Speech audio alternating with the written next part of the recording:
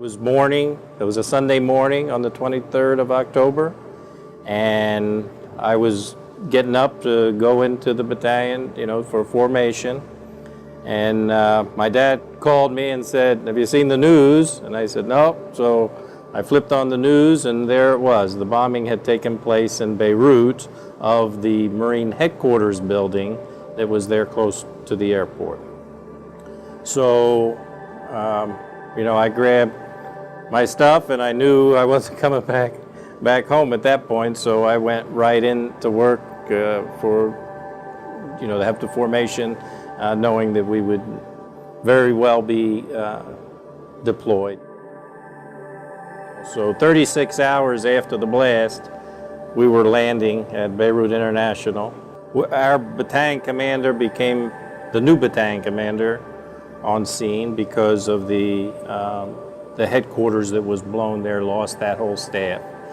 And so there was a significant change in the environment from the time we had left. Remember, the first time I said there was a lot of hope, and there was a lot of people, many people were pleased that we were there, but that imposed on some others that, guess what? We're still paying the price of, and we're still fighting. Well, that first week was, dealing with the bombing itself. And so I initially had, besides the section of perimeter, the security around that blown headquarters building. So very intimately involved in the recovery effort by that point, because we were there, 36 hours after the blast. But I remember it about a week later, there was a lot of heavy equipment that we had to come in, and of course, anybody that had to be evacuated at that point had been evacuated early on, and the recovery we were doing was what was left, which was a little painful.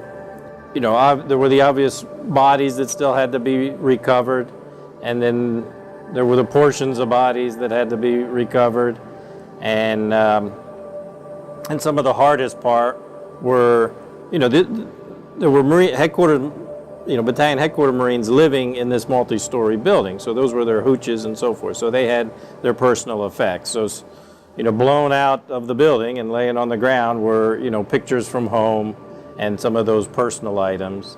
And so you knew that when you were picking up those kinds of things, how personal it was for those pictures, the people in those pictures you were looking at. And,